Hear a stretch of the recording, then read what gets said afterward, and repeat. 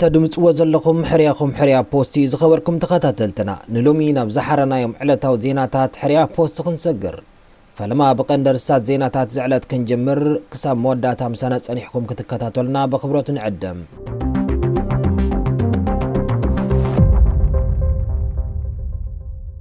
መንግስቲ ኢትዮጵያ ብልዕሊ ኤርትራ ሓድሽ ውሳነ ሕሊፉ ኣብቲ ውሳነ ካልኦት ክልተ ምስ ኢትዮጵያ ዝቃረና ሃገራት እውን ተኻቲተን ኣለዋ ዝርዝር ክነስማዓኩም ኢና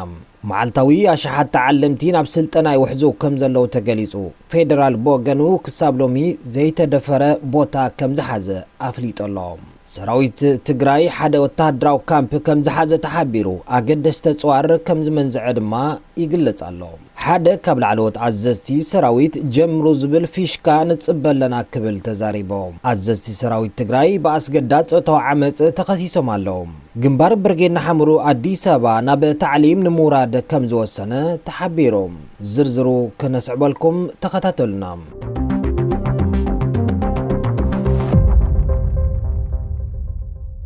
نابتي فلما زينا خنسجر منجسي إثيوبيا بلعل إيرترا حديش وسانة حليفهم عبتو وسانة كالوت كلتا مس إثيوبيا ذكرنا هجرات وانتقاتيتنا اللوام إثيوبيا حدش حق فيزا تاتاتيا عبتي حدش حق دما زيغاتات سودان إيرتران جبسن كاب فيزا اون ارايفال تفاليوم كم استخلكلو تقاليحهم منجسي إثيوبيا بدي سابان حقتات متو فيزا تهاجر زملكت حدش ممرحي حقي كم زوت أفليط اللهم بمسألة زي حدش سرعات زيغاتات حدميتن عسيتت شعتن هاجرات بمعرفون فرت بولي فيزا توريست فيزا اون ارايفال كقبلو كم زقلو زفكر يوم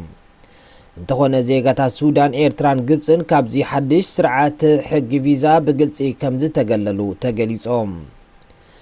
توم بزي بروغرام زتقامو توقعاتي باسبورتهم بوحدو شد شور حز سرح باير تراين اب إثيوبيا زاتو كخونو كم زلهم افليط اللهم وسان إثيوبيا بقرنا أفريقيا زلو بوليتيكا وطرت أزيو نابز شغل بركي برع كم زلو زرئي كم زخونة تقليصهم قدما مينيستر أبي حمد باستفالالي أقاطامي أبزن صوار قريتو هاقرات جبسي سودان إيرتران مسحو حاس شريخهم أنصار إثيوبيا يسرحو اللو زبل كسي أغربو كم زنورة زذكريو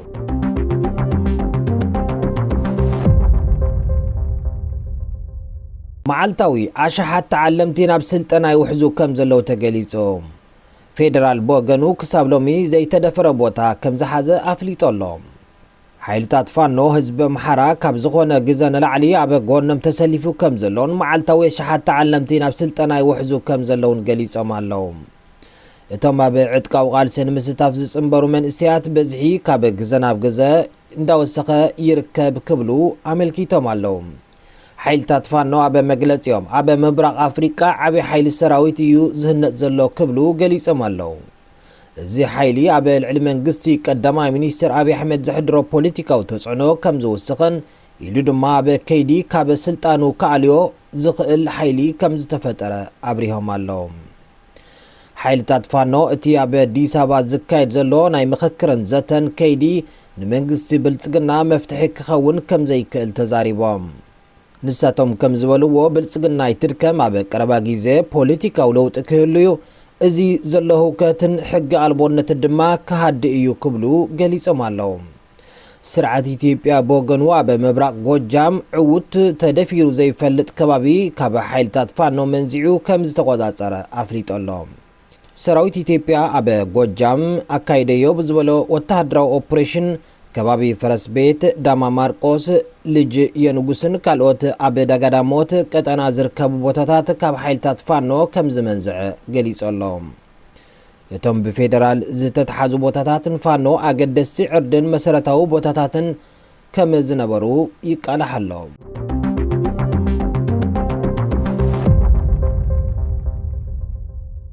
سراويت تግራይ ሓደ ወታደራዊ ካምፕ ከም ዝሓዘ ተሓቢሩ ኣገደስተ ጽዋር ከም ዝመንዝዕ ድማ ይግለጽ ኣለዎም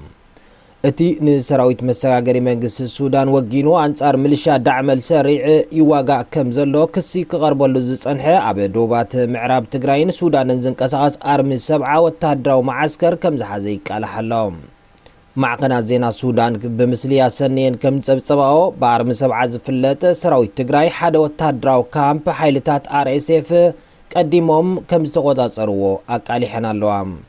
ኣብቲ ወታደራዊ ካምፕ ድልዋት ስሩዓት ድሮናት ገለ ክፋላተንን ከም ዝመንዝዑን ገለ ተዋጋእቲ RSF ድማ ከም ዝተማረኹ ተሓቢሮም እቲ ዝወፀ ጸብጻብ ከም ዘመላኽቶም ሚሊሻ RSF ብመንግስቲ ኢትዮጵያ ይድገፍ እዩ ዝብል ክሲ ከም ዝቐርበሉን ሓይልታት ትግራይ ብግዲኦም ኣብ ኩናት ሕድሕድ ሱዳን ይሳተፉ ከም ዘለው መረጋገፂ ከም ዘሎ ተሓቢሮም እቶም ኣባላት ኣርሚ 70 ሰራዊት ትግራይ ካብ ሰራዊት RSF ከም ዝወሰደን ዝንገረሉ ፈርስት ፐርሰን ቪው ዝተባሃላ ድሮናት ተቆጻጺሩ ከም ዝወሰደን ተገሊጾም ከምውን ኣብቲ ሽሙ ብንጹር ዘይተገለጸ ቦታ ዝተተሓዘ ጽዋር ብዙሓት ሳንዱቋት ኣብ ውሽጡ ድማ ናይ FPV ድሮናት ኣካላት ኤር ፍሬም ከምውን ካልኦት ተዛመድቲ መሳርሕታት ከም ዝተረኸቡ ተሓቢሩ ኣሎ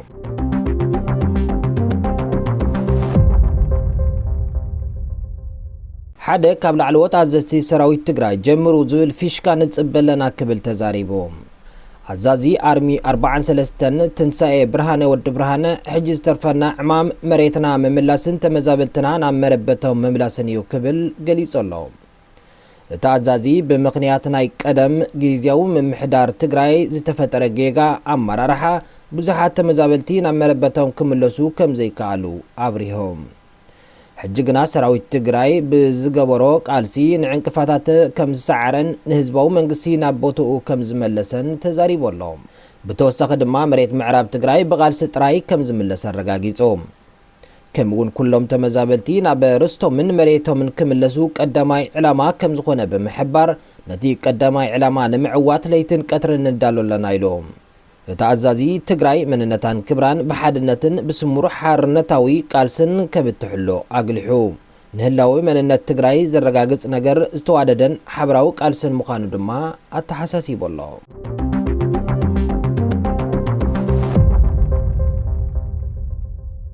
አዘዝቲ ሰራዊት ትግራይ በአስገዳድ ጾታዊ ዓመፅ ተኸሲሶም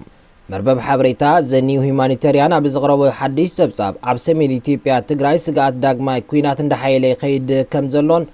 ሰበስልጣናት ትግራይ ድማ ቀደም ዝነበሩ ኣባላት ሓይልታት ምክልኻል ትግራይ TDF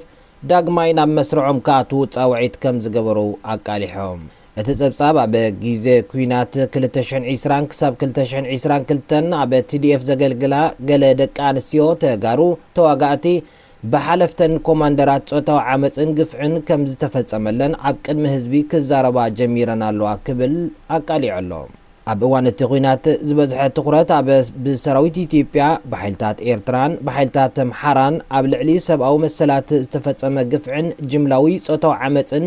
ኣብ ምቅላሕ ትኹረት ተገይሩ ከም ዝጸንሐ ሓቢሩ ኣሎ ኮይኑ ግና ተወሳኺ ፍትሒ ንተጋሩ ደቂ ኣንስትዮ ዝድለ እንተኮይኑ ኣብ ውሽጢ TDF ብኣዘዝቲ ሰራዊት ዝተፈጸመ ጾታዊ ዓመፅ እውን ብግልፂ ክምርመራ ኣሎ ክብል እቲ መርመብ ሓበሬታ ኣብሪሆም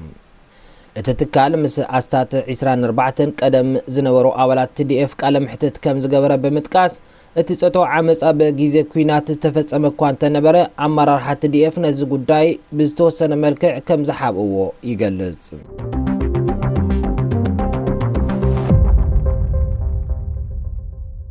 ግንባር ብርጌድና ሓመዱ አዲስ አበባ ናብ ታዕሊም ንምውራድ ከም ዝወሰኑ ተሓቢሮም ግንባር ብርጌድና ሓመዱ አዲስ አበባ ብመራሕቲ ኮማንድ ፖስት ዝተዳለወ ናይ ቀዳማይ ግንባር ገምገማዊ ኣኼባ ከም ዘካየደ ገሊጹ ኣሎ እቲ ኣኼባ ኣብ ውሽጣዊ ጉዳያት እዋናዊ ኩነታትን መጻኢ ስትራቴጂ ውጥናትን ዘተኮረ ከም ዝነበረ ተሓቢሩ ኣሎ ኣብቲ መድረኽ ውጽኢት ተቃልሲ ብመንስያት ኣብ ሜዳ ዝግበር ተሳትፎ ከም ዝውሰን ዝተገለጸ ኮይኑ ክሳብ መስዋዕቲ እሙናት ኮይኖም ክቕጽሉ ጻውዒት ቀሪቦም ብተወሳኺ ተሳተፍቲ ተኣኼባ ቀዳማይ ግንባር ንብረታዊ ቃልሲ ናብ ሜዳ ንምውራድ ድልዋት ምዃኖም ኣብሪሆም ኣለዎም እቲ ኣንጻር ስርዓት ኤርትራ ከም ዝቃለስ ዝንገረሉ ምንቅስቓስ ብርጌድና ሓመዱ ገለ ክፋሉ ምስ ኣብ አዲስ አበባ ብብልጽግና ዝምራሕ ስርዓት ኢትዮጵያ ሓቢሩ ከም ዝሰርሕ ድሕሪ ምስምዕምዑ ብዙሓት ኣባላቱ ከም ዝሰኣነ ይግለጽ ነዚ ከም ቀንዲ ምኽንያት ድማ እቲ ኣብ ልዕሊ ትግራይ ቅሉዕ ጆኖሳይድ ዝፈጸመን ሕጂ ድማ ናብ መላእ ክልላት ኢትዮጵያ ገጹ ኣዚሩ ምስ መላእ ህዝቢ ኢትዮጵያ ደም ዝቀባእ ዘሎ ስርዓት ኢትዮጵያ ሓቢርካ ንኤርትራ ሓራ መውፃእ ኣይከኣለን ዝብል እዮም ብተወሳኺ ቃልሲ ብርጌድና ሓመዱ አዲስ አበባ ዝደኸመሉ ምኽንያት ንኢትዮጵያ ዝመርሕ ዘሎ መንግስቲ ኢትዮጵያ وجه صبح نهلاوي لوالاونت إيرترا كم زي يقبلن كوحاليفو دما نودب عسبن كالوت جزءاتا وحدنت إيرترا بوتادرا وحيلي ناب إثيوبيا كحوسو مقانو بقالع غوسغواس دحر مكيادو بزحات أولات برغيد نحمدو أديس أبا نتقالسي كم زرحرحوو يحبر زي خبركم سمعتنا على توزينا حريا بوست نزيز سمعكم ويمثل نيرو مريسكم سلس سمعكمنا قبل بنا مسجن سلام وسناي